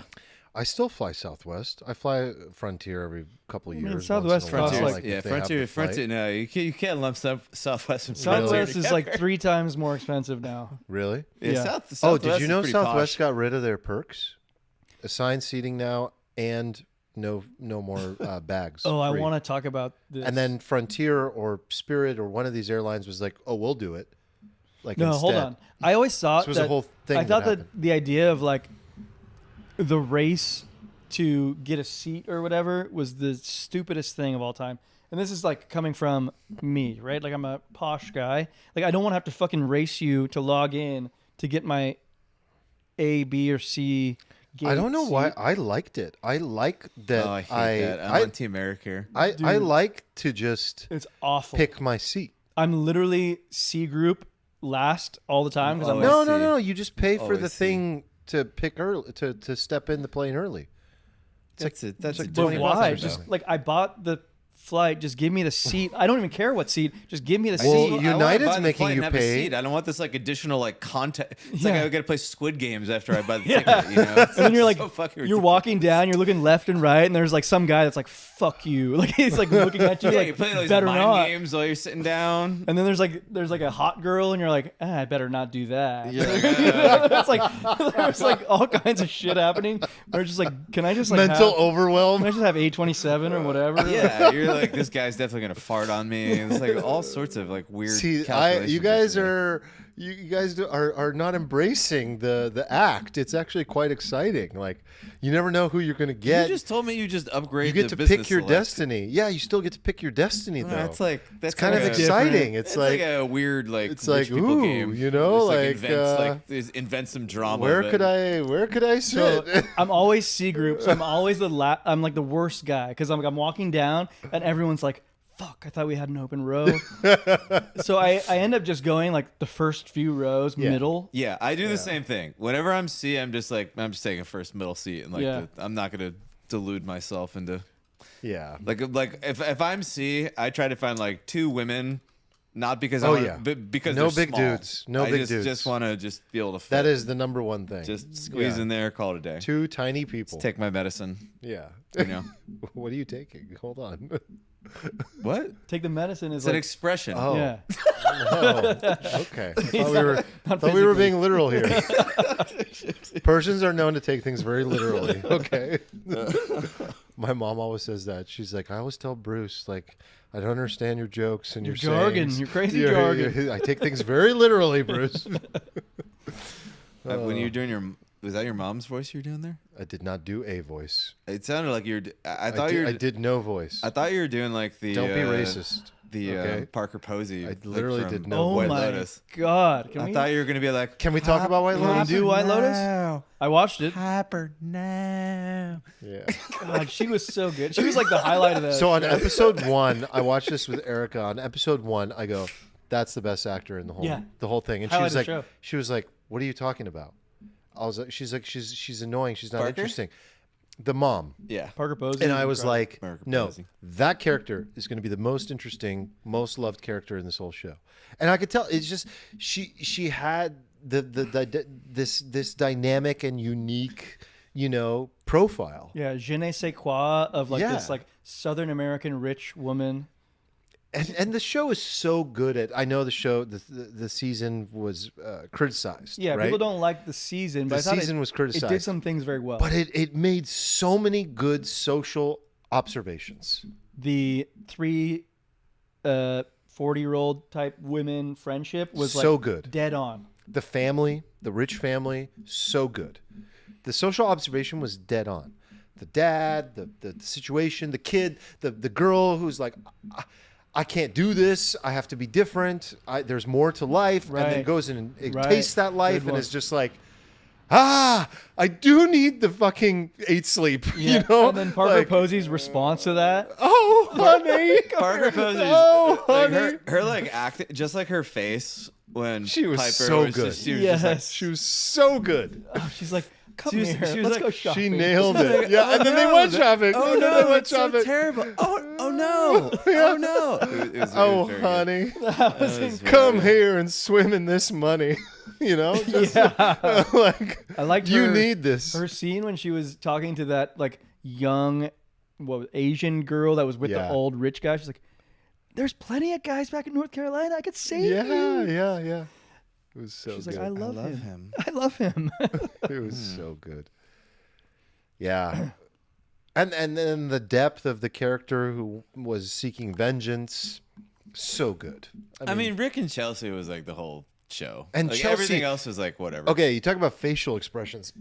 His girlfriend, the best facial expressions I've ever seen. Yeah, because she had those lovely British The teeth. teeth. She had those So teeth, adorable. but it was everything. her eyes. It was all about her eyes. Her eyes were so expressive. Like she was like this little doll, and she would just like light up. I'm an Aries, Rick. I need everything out in the open. The teeth, nice teeth. Yeah, was He adorable. nailed the teeth. I love the girlfriend who was like, "I love your teeth." And it's just, I liked a lot of things about it, but it definitely wasn't my favorite season or anything. No, but I think Season like one's without still the best. Yeah. without spoiling the ending, I'll just say I like the ending. Good ending. I liked the It ending. was okay. It's hard to land the plane in shows like this, and I thought they landed it. It was good. I They liked- landed I it liked- so well in the first two. Yeah, So well. yeah. Even the second one, especially, it was a good landing. This landing was like, it was a little like, Yeah, maybe less. I don't know if there's spoilers Yeah. out there for people, but Maybe less good, but still they landed it, and I was happy with that. I didn't understand why we. Lachlan deserved to die for No, you I was so glad he didn't. using the you fucking shake in the used blender. I mean, you're just death penalty. Yeah, no spoilers, right? Death penalty. Whatever. I said the word spoilers. If you're spoiled at this point, it's your own Yeah. fault. You said no spoilers. I say a lot of things. Fair. I don't follow through. Fair. Now can right. we talk about the State of the Union? Yeah. Wait, how do I bring this back around? Don't worry. I had a good segue from the. No, I had a good segue. the You said DMV you had more to convo. DMV. So. I know, and I had a way to bring it back around. It's okay. Just go hard right. Take a Ricky. I mean, the DMV thing reminded me a little bit of what's happening because we're living in like these two different America. Like we live in our sphere. There's like economists everywhere being like, this is universally terrible. And like basically everybody is like, everything that's happening is like terrible. But then there's like this giant swath of people who are like, yeah, this is great. I don't care. Like I saw a poll. They asked like voters, like they asked Kamala voters and Trump voters, like, would you change your vote? What percentage of Trump voters do you think would change their vote in the poll? I think few, very few. 10. 2. Yeah, Kamala voters was basically the same. It was 1 or 2. yeah, Okay. So none of this has has- moved nothing has the changed. needle. yeah. It just tells you on that anything. It's very polarized and still is. Yeah. I mean, what's happening right now is like very wild to me. Like I feel like this is like the biggest thing in my life because like I'm like waking up and I'm just like trying to digest everything that's happening right now with like the tariffs and all this shit. Would it change your vote? Would I change my vote? I don't think so. I wouldn't either, but it's worthy of a pause. It's So- worthy of a My I mean- position is so simple. It's just like something is better than nothing. Maybe. They're doing something. maybe. Well, I think we know what they're doing now, right? Yeah. I think we know what they're doing now. Like there was a What do they do? Okay, what are they doing? I think they're flipping over the chessboard as we described. They are trying. Like some people are like, oh, this is like they're viewing the shit through like some like economics lens or like, oh, they're trying to reshore. You can't reshore manufacturing. It's all fucking nonsense. Like what they're doing is playing some like uber high stakes gambit to just like reorient the entire world back into the U.S. sphere of influence and cut China out. Right, Like they're like- trying to like Yeah. fucking strong arm everybody into just like not trading with China, and they don't care if manufacturing gets reshored to the U.S. They just want it reshored into the U.S. To our allies. sphere of Yeah. influence. Agree. And I feel like we're in an economic war with China without anyone knowing it. Like, I feel like we know it, but it doesn't seem like the world knows it. But it seems like we're in a war against China, and it's taking a while for like the rest of the world to catch up with that. Yeah, I mean, I think the gravity of the situation is like quite large right now. Like, I think we have like set in motion things that probably cannot be taken back, and like either China or the U.S. at the end of this is going to be like completely wildly better off. I think like one of the two is going to be wildly better off. Yeah, like I don't see any other outcomes. Yeah, and it's like it's probably the craziest gambit that any politician in the last like I don't know, like I can't think of like a more wild like bet like anybody has sort of placed on anything. It's cool to me that this is like I've come to this conclusion that this is what flipping the chessboard over looks like to me. It's like we restructure global trade such that China's cut out of it. That's what flipping the chessboard over is. And as long as you maintain leverage, the cost is worthwhile, relatively speaking. If we can get our allies on board, yeah, which I think they have no other choice, you're right, but to do.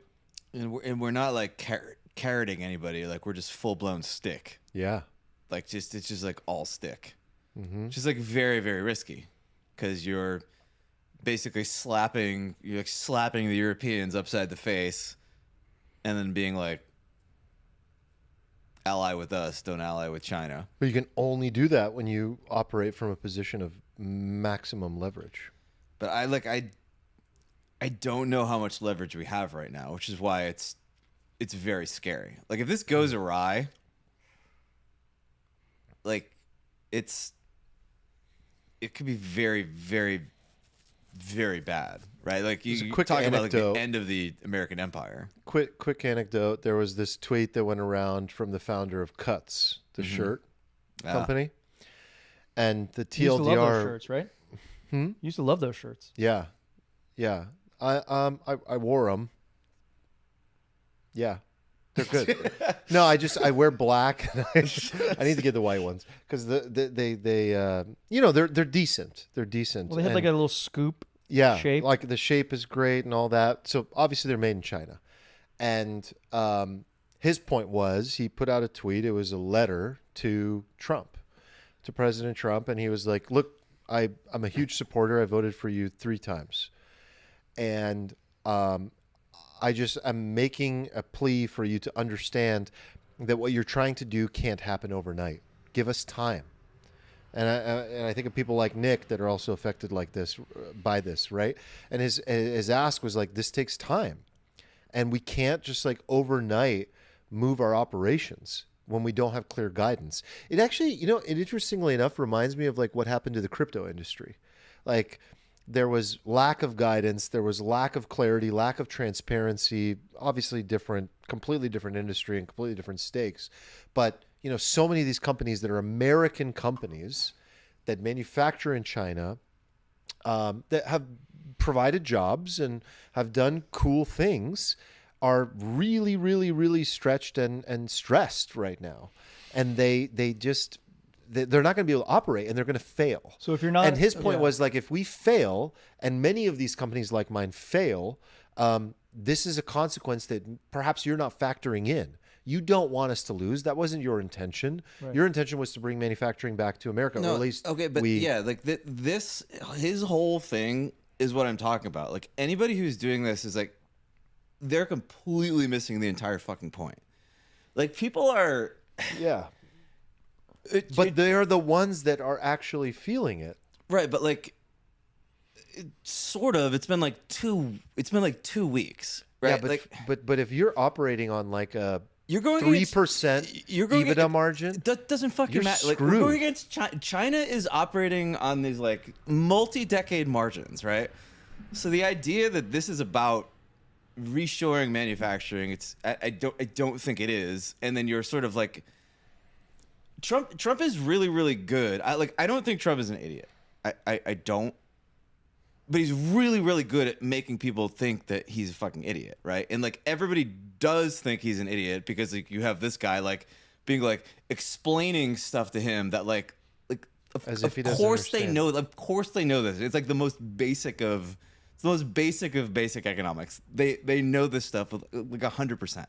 100% they know this, but they're like arguing for an outcome without even understanding like the game that's like being played it's at a all, I think. utilitarian argument. Okay. It's a utilitarian approach. It's like the cost is worthwhile for Cuts and similar companies to pay the price and to suffer for this greater good of, per Eric's point. But it's flipping not the even like a chessboard. long. It's not even like a. They're not even designed to suffer. It's like if this is a sub 1 year game. This is probably like a 6 to 9 month window, right? Is all they have because there's elections, and if they don't accomplish this by midterms, they lose Congress. It's over. Lame duck. Trump becomes Herbert Hoover. His legacy's toast, right? So all of this stuff is like we're like arguing about these crazy things, but like there's like a literal like 6 month window, probably 6 to 9 month window where all this stuff is going to happen. I want to read some highlights from The Art of the Deal to you, and like see if it sounds you're familiar. really exuding Nick tonight. Yeah. Good So, knowledge. key insights from Trump's Art of the Deal. 1, the anchor. Start with an extreme position. Make it seem non-negotiable. Let others react to your number, not theirs. Yeah, it's For it's example, a great move. Everybody thinks you're going to tariff like 10%, and then you tariff China like 200% or something crazy. 2, information overload. Create multiple discussion points, change topics frequently, keep opponents off balance. Chaos. Make it impossible to focus on one issue. I think we're on 2 right now. We're like midway through 2 probably, right? Like there's like, again, like I think people are looking through this thinking there's like Trying to find clarity. randomness here, but it's like actually kind of like he has like the script. 3, the real deal. Now negotiations begin. Original expectations are forgotten. Your compromise seems reasonable. Yep. Both sides can claim victory. 4, the narrative. Control how the outcome is perceived. The story matters more than the details. Frame concessions as wins.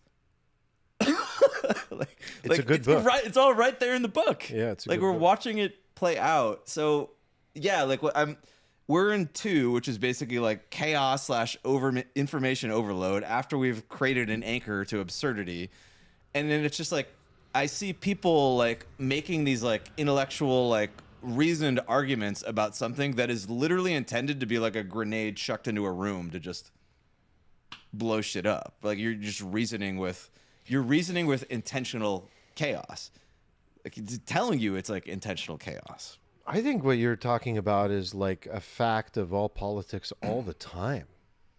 No, this is like what Trump does is like next level. I know what Trump. I know Trump this is following a specific playbook, but I think people miss the forest for the trees all the time, when it comes to politics. We get tribal. We focus on these details that don't matter, and there's really something else going on. There's a bigger motive. There's a bigger plan, and I think that's very accurate.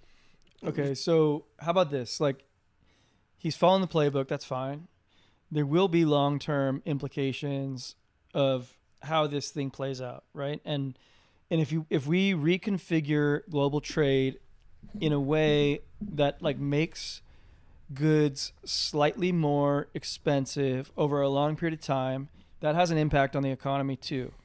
And I actually think that like a 20 to 30% drawdown in stocks broadly is like quite accurate in terms of like the present value of like how we're going to pay higher prices for the long term. Mm-hmm. So I actually think this is reasonable. You know, if you even model this out in like a DCF model and you say like, oh, shit's going to cost more, margins are going to compress for companies, maybe 20, 30% down is actually like finding like water finding its level. Yeah, like what I worry is that everybody is especially like in our generation, is like anchored to this reality that like doesn't exist. Like as an investor, right? Do you ever think about investing in like non-US equities? I had like grown up thinking about it because it was like taught to me Yes. to do. I remember it as a kid. Yeah. me too. Like having international equity exposure was part of your long-term positioning. But then for 25 years, it was a drag on your portfolio. So like asset Nobody does it allocators anymore. moved away from it because why would you maintain US that? stocks only go up, Yeah. right? Or just the idea that like stocks only go up in general is like it's like a very modern phenomenon, because as you know, there were multi-decade periods not that long ago where you bought stocks and best case you were like sideways. Yeah, Chem Carson put out a piece of content recently. It was like, this reminds me of 1968 to 82, where the market would go up 25%, down 25%, but then at the end of the day, you have like a lost decade essentially. Mm-hmm. And yeah, like what I'm worried about at a very high level is sort of some iteration of like you know the meme that we use in crypto, where it's like I guess it's a meme we adapted for crypto, but it's like the hard times make strong men make good times make weak men Make bad times. Yeah. Right? I am very afraid that we're in sort of like the good times. We've gone through the good times make weak men, and now the country is largely like weak men. I use men in the kind of multi-gender sense, right? Which would imply that the weak men are going to make weak times. You know, like we haven't gone through the weak times. Like we've been only through good times. And when I look around at people, like I think about, you remember like the TikToks from like the girls who are like project managers at like Facebook, and they're just like by a fucking pool, like drinking cocktails and shit. Like I know that video and all the videos. that is emblematic of so much of American society. Like these people aren't gonna go work in A factory. fucking sewing factory. Like it's never going to happen. But I also don't think it needs to happen. So I've thought about this too.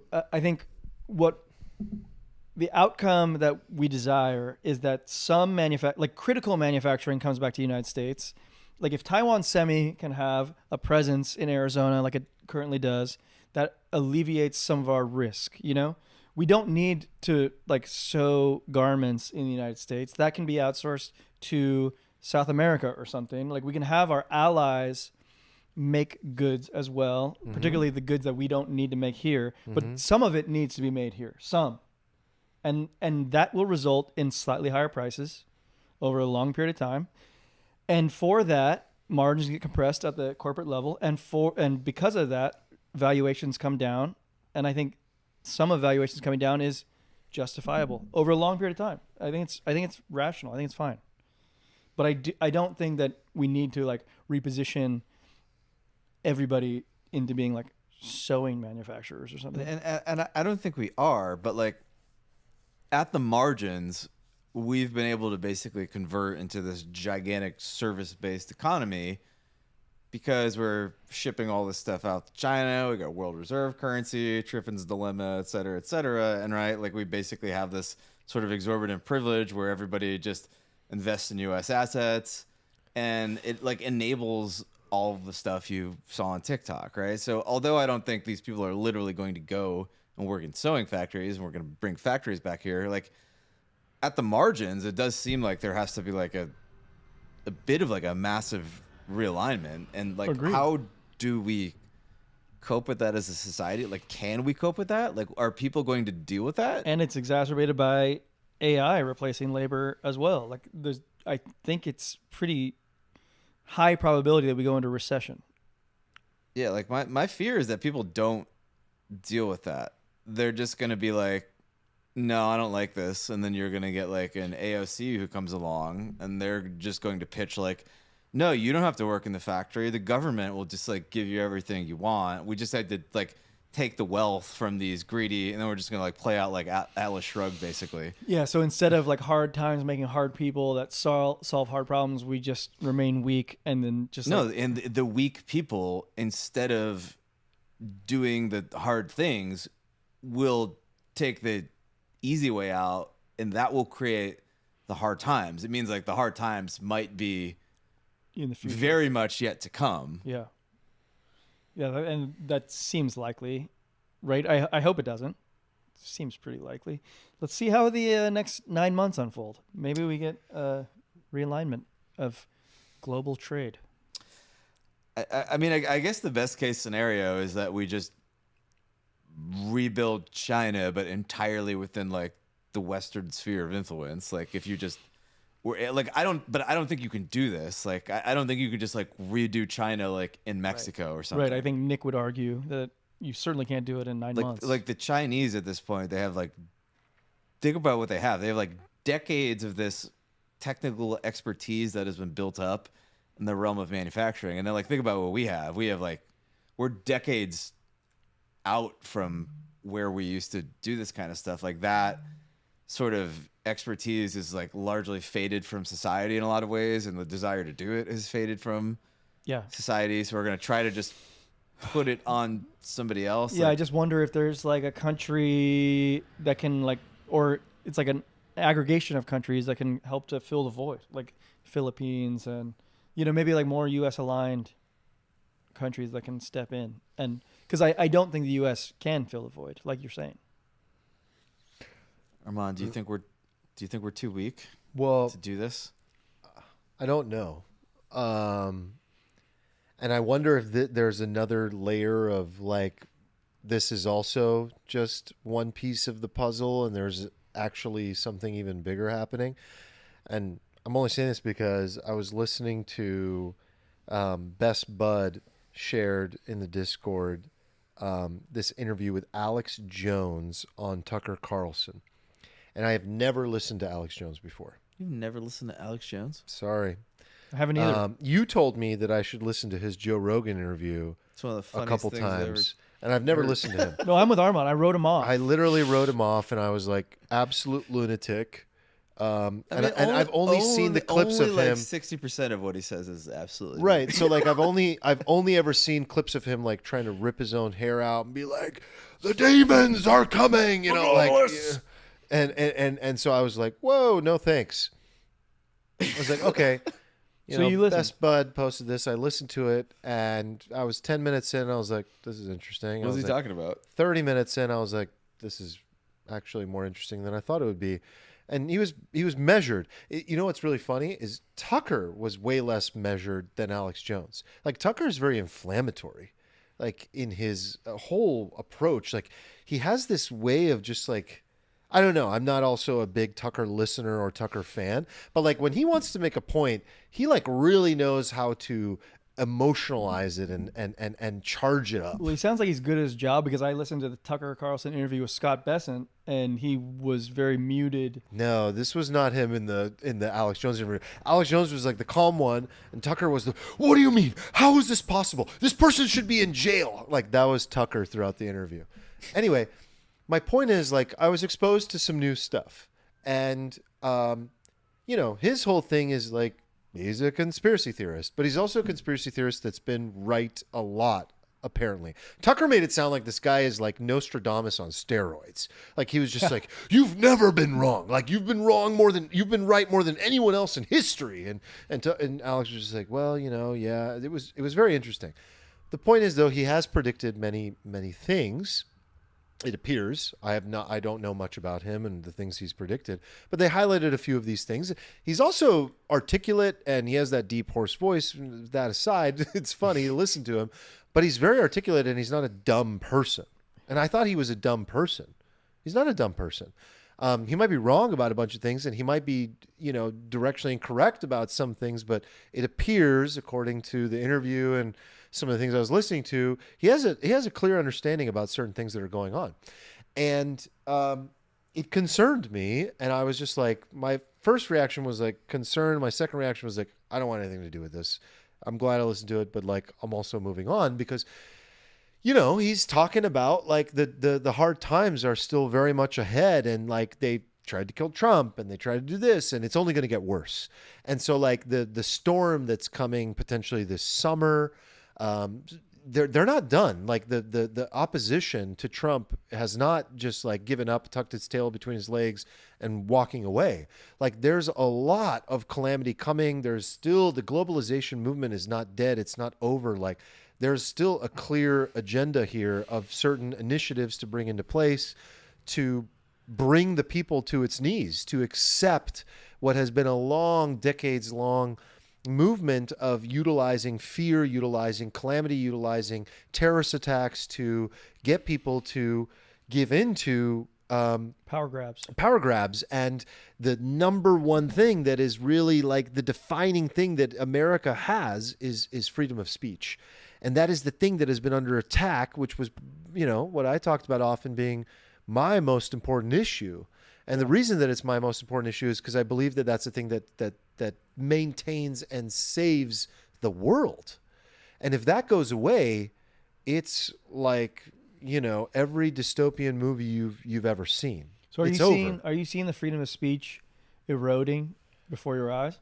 Well, we're seeing it erode in every Western nation more than it ever has. The United Kingdom, Australia. Yeah, it's like super it's gnarly just in like UK, pretty Australia bad. Right now. We were still holding, but then you look at like America and you look at what they did to Alex Jones. And again, I don't know any of the facts about was he wrong, was he right, any of these things. But the fact that like it clearly like they've been after him and they've taken out like people.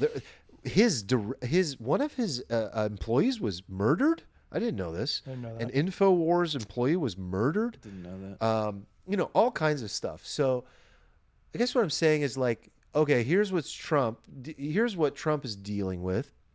Here's where we're looking at things economically. But what if really the thing that's superior or more macro to all of this is still the culture war?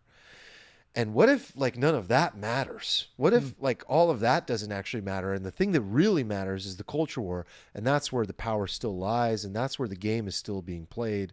And maybe there's a layer beyond that Marty can speak to, The lizards are taking over. Yeah, the lizards or the frogs or whatever. But, I don't know. It was illuminating. I mean, that's deep. That's deep. I'm proud of what we're doing here in the U.S. Like even Tucker gets deplatformed, but then he gets his own platform again. Like that's sort of a result of the resiliency of our level of free speech. Yes, which like is maintaining here. I know that you mentioned Europe and stuff, and I do see those erosions of free speech, but here it seems to be strong. At least. Yeah, just think about it this way. Like in any other country, Alex Jones wouldn't be allowed to speak. Yeah. And then we've talked about this before is like, should certain people have a platform? Should certain people have a right to speak? And I've always argued like, leave it up to people to decide and to understand. Like it's not the responsibility of the publisher to decide like a Facebook. And it's definitely not the responsibility of the government to decide what is true. Let the people decide. Let the freedom of expression continue and let the people decide. Because there is no game in which silencing anyone has ever worked out. It's never worked out. And so it's the most important thing to me about America. I think it's the thing that we have to fight for. I guess it's the thing that he is willing to fight for more than anything. And power to people that... Speech? Yeah. I mean, not if you're speaking against like Israel, then you're getting like deported. Yeah. So we have our own concerns. Selective, right? Right. It's happening in America too.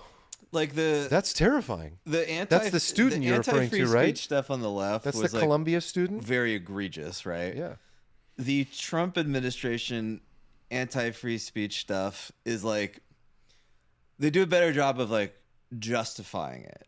Right, because it's just like, well, this isn't a U.S. citizen, and like, there's can you just come into this country and like just literally just stir up support for like designated like terrorist groups, like if you're just a non-citizen and like, yeah, so there's points being made. We're like, all right, like I kind of get this, and like it also seems odd to just let people like come into your country who are like completely antagonistic to the foreign interests of your country and just stir up. Why would you allow that? Of course. But then there's obviously like a lot of questions about like, well, why is Trump? Why are all these people like so aligned with like Israel? Like, is there like a imbalance there? Like, these people wouldn't be deported like if they were saying the same stuff but on the other side of the argument. So they're clearly being deported like mainly because it is like an anti-Israel thing. It's not being like applied like entirely across the board in like a balanced fashion. So there's like all of these little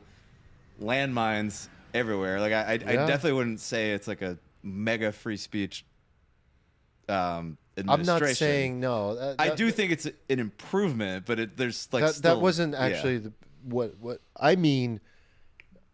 No politics, no political affiliation, no party, no right, no left. That the idea of free speech, the First Amendment, is the most important thing for the country, for the world. Like, we have an erosion of this mass corruption that occurs the moment that goes away. I'm not saying the right is the free speech party. I don't think they are. I think they utilize it. Maybe more free speech leaning they're definitely lately. They're the more free speech party, but they're selective as well. Perfect. They're selective as well. Yeah. So that's not what I'm talking about. I'm talking about this general idea, this mission of the importance of free speech. But anyway, that aside is like I mean, if the guy's been right a lot, that's pretty concerning. He's saying it's about to get way worse than it's ever been. So I mean, he has been right a lot, right? But you saw what happened with like Sandy Hook, right? Yeah, And I it's don't just, know like, the controversy there. I know he was like sued to oblivion and deplatformed, and he said some things. They definitely took the opportunity to kill. He definitely both did something like horrifically awful, and also simultaneously people saw it as like an opportunity to take him out. And I think he definitely got caught up in it because like he had been right about so many conspiracies that when like the Sandy Hook conspiracy arose, he was just like high on his own supply, and he's like, there it is again. And he leans into it because like shooting too many ego, shots. you're like, and then you just fucking step into it. You step into it real bad, and then they use that to take you out. But it is like an interesting question to ask, like why do these people want to take him out so badly? Like, and you could simultaneously say like, okay, this guy did something like pretty horrific. Well, that's what they talked about but on also, Tucker. like, why? They talked about the fact that he was like predicting 9/11, and then after it happened, instead of being like, "How did you do that?" they did the opposite. Yeah, he's definitely called some interesting stuff, and like the Rogan episode is like interesting because he just throws this crazy shit out there, and Joe's like, Jamie, look that up. What? No. And then Jamie looks it up. He's like, oh yeah, that's the thing. Like there's like so much stuff that he knows about. That's like the truth is like there is so much fucking gnarly shit that has happened over the years behind the shadows. Like, he's very big in like the whole like MK Ultra, Mockingbird, like all these like actual like gnarly things. Like the CIA, for example, like back in the day, probably still today, but like back in the day especially, they're doing crazy shit. Like this is stuff that like people don't think about in their day-to-day lives, and then you like learn about it and you're like, holy fuck, like there are people in the shadows doing like wild he also things. has this whole undertone that's really interesting that was like, it's basically like God versus devil. Like there's this whole religious component to his belief system, and he feels like you can absolutely tell, and he's pretty much saying it, that he's fighting like a holy war. Like he believes that he's on the side of God, and that like everything is the devil, like that he's fighting against, which was really interesting. Which I think makes people feel justified and makes people like take a lot of risk and say a lot of shit. So he probably says a lot of shit that's completely wrong, and probably feels that it's worth fighting and dying for.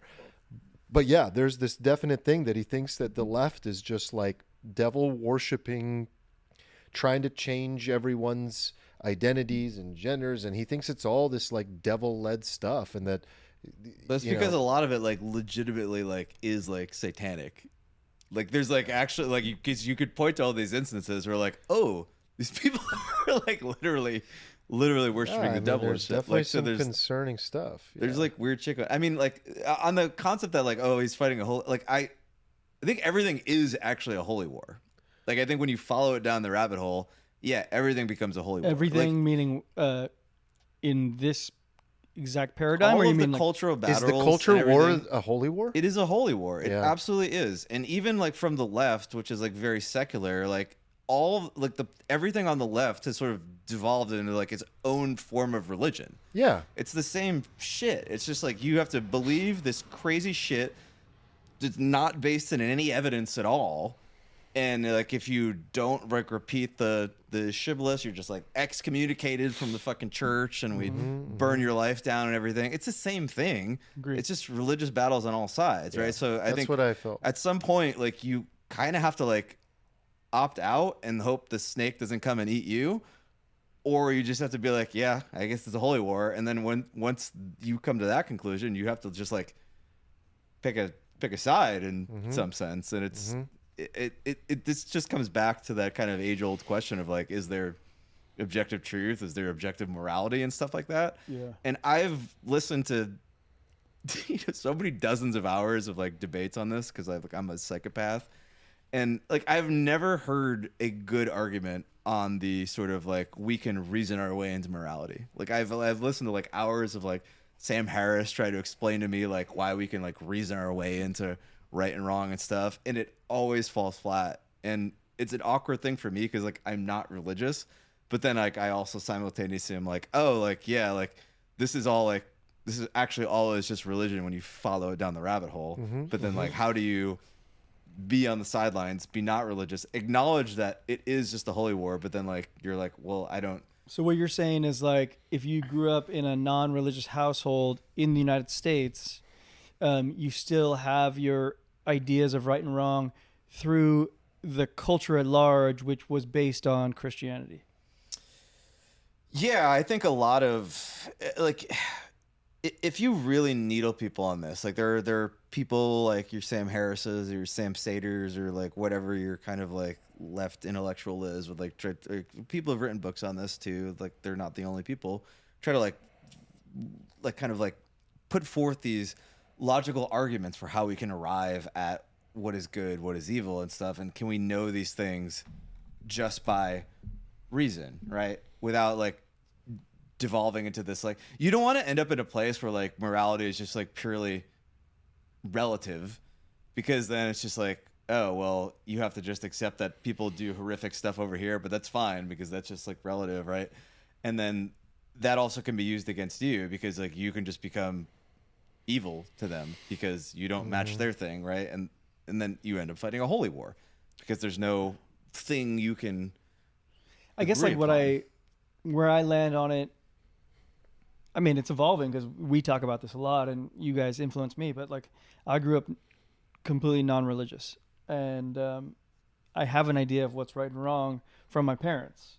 And I think that's like what these like atheists would suggest or something. It's like it could come from that's the family. ultimately what. But like the family that gives you the morality also has their bearings from something, and then that probably their family, and then their family above that, and maybe you follow that all the way to the beginning, and it's like, oh, that was religious, right? But like most of like I grew up in a very Catholic household.